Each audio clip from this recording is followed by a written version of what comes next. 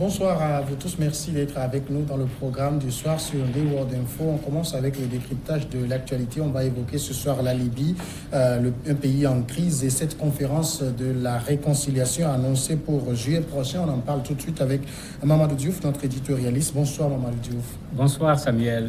Le président de l'Union africaine, Moussa Faki Mahamat, a annoncé samedi soir à Tunis la tenue en juillet prochain à Addis Abeba d'une conférence de réconciliation entre les différentes parties libyennes afin de sortir la Libye du chaos. C'est une opportunité pour les Libyens, a-t-il estimé lors d'une conférence de presse à l'issue de la réunion sur la Libye, sans donner plus de détails. Outre M. Faki, cette réunion a rassemblé le secrétaire général de la Ligue arabe Abdoul Gaït, la chef de la diplomatie européenne Federica Mogherini et le secrétaire général de l'ONU Antonio Guterres. Mamadou Diouf, est-ce que l'Union africaine essaie maintenant de reprendre la main sur le dossier libyen? Oui, soyons optimistes et considérons que après des tentatives extérieures au continent, parce qu'il ne faut pas oublier que l'Union européenne elle-même avait essayé, mais il y avait des mésententes entre les pays européens, en particulier entre la France et l'Italie. L'Union africaine est en train de reprendre la main sur ce dossier libyen, ce qui, à mon avis, est une très bonne chose. On peut être optimiste parce que depuis quelque temps quand même, quand on regarde ce qui s'est passé au niveau du Soudan du Sud, quand on regarde ce qui se passe actuellement au niveau de la Centrafrique, ce qui se passe entre l'Érythrée et l'Éthiopie, ce qui se passe même en République centrafricaine, on peut quand même se dire que de plus en plus, l'Union africaine est en train de jouer ce rôle qu'on attendait d'elle par rapport au continent en ce qui concerne les conflits spécialement. Et espérons que cette initiative concernant la Libye va permettre aux populations libyennes de sortir des difficultés dans lesquelles elles se trouvent depuis pratiquement 2011 avec la chute du colonel Kadhafi. Alors, on a quand même l'impression que dans le cas libyen, on se rappelle de l'époque Kadhafi, la Libye est comme un pays qui pèse plus que l'Union africaine elle-même. Oui, il ne faut pas oublier que la Libye est un très riche pays pétrolier. Nos gouvernements connaissent très bien cela. Kadhafi a plusieurs fois payé les salaires de nos pays quand les gouvernants ne savaient plus où aller. Dans la construction de l'Union africaine, Kadhafi a investi énormément. D'ailleurs, même certains pensent que c'est cet engouement, ce poids que la Libye voulait mettre dans la mise en place de l'Union africaine, et en particulier de la mise en place d'une monnaie unique africaine, qui fait qu'on lui a créé des problèmes pour que ce projet ne réussisse pas. Donc ça veut dire qu'effectivement, dans ce processus de construction de l'Union africaine, la Libye de Kadhafi avait effectivement un poids et jouait un rôle qui était un rôle important pour ce qui est de l'Union africaine. Aujourd'hui, on se rend compte que la Libye, on ne peut presque plus en parler, puisqu'on n'a pas un pays en bonne et due forme. L'Afrique a besoin de la Libye pour son développement. On parle de la zone de libre-échange sur le plan du commerce. On a besoin que la Libye fasse partie de cette zone de libre-échange. Et pour cela, il faut d'abord que la Libye redevienne un État organisé, un État unifié, pour pouvoir continuer à jouer son rôle au niveau du continent africain. Mais qu'est-ce qui peut donner à penser que l'Union africaine va réussir là où plusieurs tentatives de pays plus importants ont échoué? Je me dis, il y a deux choses qui peuvent penser qu'on va réussir. Le président de la Commission africaine, M. Mahamat, a été très clair. L'Union africaine est là comme une sorte de facilitation. Parce qu'il le dit, c'est une opportunité pour les Libyens. Et ils disent également que ce travail qu'ils veulent faire est un travail inclusif.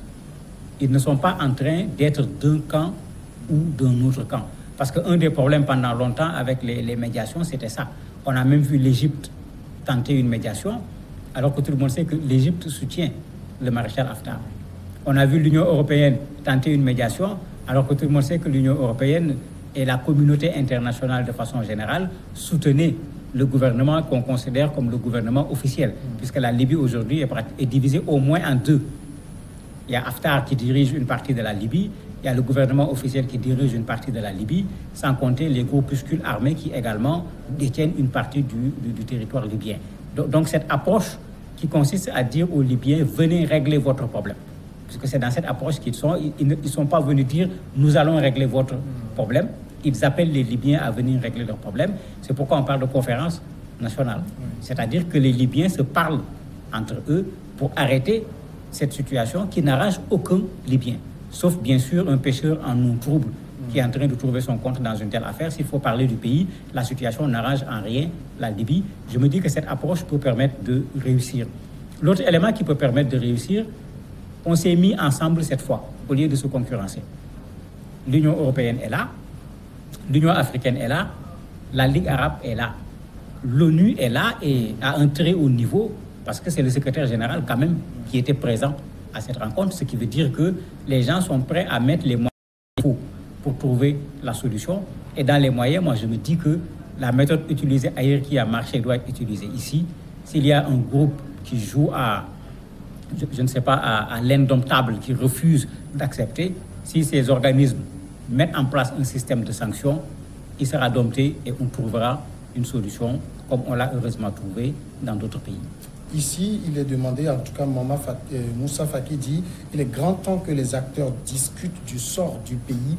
De quels acteurs on parle là? Parce que la plupart des tentatives de réconciliation, on a mis de côté le gouvernement reconnu par la communauté internationale et le maréchal Haftar, ça n'a pas marché. Est-ce qu'on connaît les vrais acteurs de la crise libyenne? En fait, c'est eux les gros acteurs aujourd'hui. Parce que les deux principaux acteurs, c'est eux. Bien que pendant longtemps, chacun d'entre eux avait une approche qui était plus une approche conflictuelle qu'une approche de solution par rapport à la crise libyenne. Les autres acteurs, c'est les mouvements terroristes. Généralement, on ne les appelle pas et Haftar les a réduits dans une très grande mesure. À part cela, il y a quelques groupes tribaux qui gèrent leur espace. Ils pourraient être associés à ces rencontres, mais si on parvient à faire en sorte que le gouvernement officiel et le groupe de Haftar se mettent ensemble pour discuter, si ces deux s'accordent pour organiser des élections en Libye, personne ne peut empêcher l'organisation des élections législatives et présidentielles comme les gens le souhaitent au sortir de cette conférence nationale. Les autres acteurs sont aujourd'hui de moindre importance parce que ces deux acteurs ont réduit dans les zones où ils sont les autres potentiels acteurs qui auraient pu intervenir dans la crise libyenne. Il y en a quelques autres qui restent, mais il faut le dire franchement, c'est des groupuscules qui ne peuvent pas, si ces deux entités acceptent de se mettre autour d'une table, ces autres groupuscules ne peuvent pas empêcher à la Libye de retrouver son unité. Et aujourd'hui, qu'est-ce qui empêche ces deux d'être ensemble et de parler de leur pays? En fait, la grosse difficulté, c'est que Haftar se considère comme le sauveur, entre guillemets, de la Libye. Et il se voit comme celui qui va remplacer le colonel Kadhafi.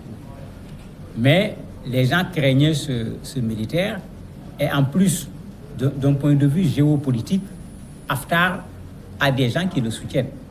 On l'a vu aller en Russie. Et vous connaissez très bien comment la société internationale marche. Les autres se sont mis dans l'autre camp. Il y a également l'aspect terrorisme, Libye, berceau du terrorisme, qui pendant longtemps a fait que les gens ne savaient pas trop quoi faire avec ce pays. Pour l'Union européenne, il y a l'aspect migration, parce que pendant un temps, l'Union européenne, bien qu'elle venait pour dire on veut résoudre le problème libyen, ce qui intéressait fondamentalement l'Union européenne, ce n'était pas de résoudre le problème libyen, mais c'est d'arrêter ces vagues de migrants qui quittaient la Libye pour aller vers l'Europe. De sorte que toutes ces tentatives de solution n'ont pas marché. Mais aujourd'hui, je me dis que le maréchal lui-même, le gouvernement d'union nationale, comme on l'appelle également, doivent accepter qu'ils sont là depuis 2015, parce que c'est depuis 2015 qu'il y a cette bipartition de la Libye. Et de 2015 à aujourd'hui, personne n'a pu vaincre l'autre. C'est la première chose. La deuxième chose, personne n'a pu résoudre le problème. Donc il faut se mettre à l'évidence. Pour que le problème soit résolu, il faut que ces deux entités se retrouvent et qu'on propose un mémorandum, quelque chose de ce genre sur laquelle on va s'entendre, qu'on mette en place une feuille de route qui aboutisse à des élections et qu'on laisse, comme le dit Fatih Mohamed, le peuple libyen décider de qui va diriger la Libye. Est-ce que chacun de ces deux principaux acteurs aujourd'hui quand même a des propositions de sortie de crise? Pratiquement non. Puisque c'est pourquoi je disais on est plus dans une approche conflictuelle. Pendant un temps, le gouvernement de l'Union nationale avait compté sur la communauté internationale pour des pressions sur le maréchal Haftar. Ce qui avait commencé, mais il se trouve que dans cette même communauté, le maréchal Haftar a également des des soutiens des alliés. Ce qui a fait que la pression finalement n'a pas pu avoir lieu comme on le voulait. Le maréchal Haftar, à un certain moment, pensait qu'il pouvait conquérir la Libye sur le plan militaire. Il l'a fait sur une bonne partie de la Libye. Il a récupéré une bonne partie des territoires qui étaient entre les mains des terroristes en particulier. Mais la partie qui est entre les mains du gouvernement d'union nationale, il y avait des problèmes parce qu'il y a également la représentation internationale qui est là et qui empêche cela. De temps en temps, on a vu, il y a eu des bagarres à Tripoli, parfois même au niveau de l'aéroport, mais ce n'est jamais allé loin parce que la communauté internationale a toujours réagi pour pouvoir préserver ce gouvernement d'union nationale.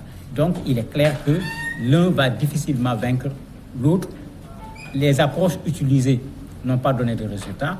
Il faut qu'ils acceptent une facilitation, une médiation qui va permettre de trouver une solution, non pas pour l'un ou bien pour l'autre, mais comme l'a dit le président de la Commission africaine, de trouver une solution pour sortir la Libye du chaos.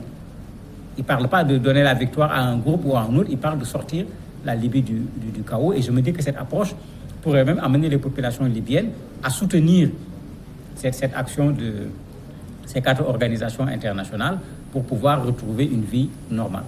Alors aujourd'hui, in fine quand même, on se dit que la proposition pour les uns et les autres, c'est que la Libye aille à des élections et puisse choisir un gouvernement légal et légitime. Mais pour un pays qui, sous l'ère Kadhafi, n'a jamais connu d'élection, est-ce que cette solution n'est pas un peu risquée?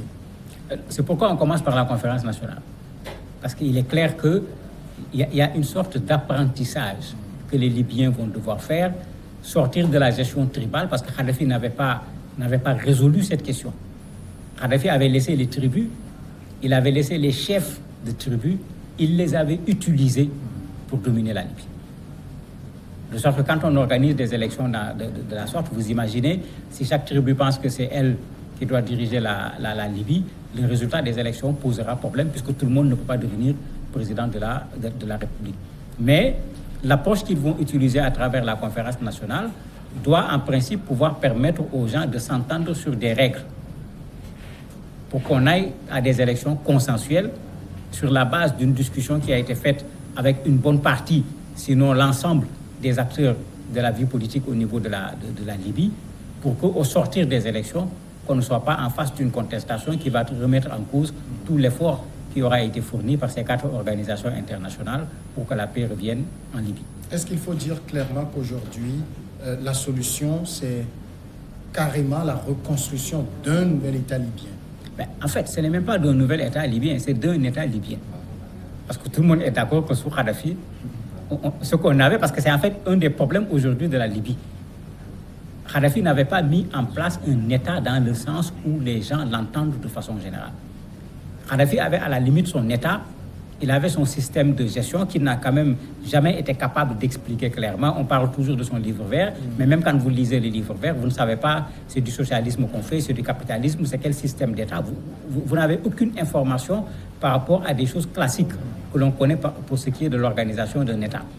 Et ça fait partie de ce qui fait qu'avec sa disparition, il a été difficile de trouver quelque chose pour mettre à la place du président Kadhafi, puisqu'il n'y avait rien en vérité sur place, y compris en termes d'opposition, il n'y avait absolument rien, parce qu'il ne tolérait aucune forme d'opposition au niveau de la Libye. On se rappelle tout simplement de ses actions sur le plan social. Les Libyens vivaient plutôt bien, parce qu'il était là un peu comme le père de tous les Libyens, mais il n'y avait pas de structure organisée pouvant mettre en place un projet de gouvernement. Et c'est une des difficultés qu'il va falloir résoudre aujourd'hui, parce que le gouvernement d'union nationale, c'est le travail de la communauté internationale. Le maréchal Haftar, c'est le travail des armes. Ce n'est pas une proposition qui a été faite, qui a convaincu les populations où il est en train de régner. C'est par les armes qu'il gère ce qu'il gère. Le gouvernement d'union nationale, c'est la communauté internationale qui a protégé cette partie de la Libye et qui a installé un gouvernement qui n'ose même pas aller de l'autre côté.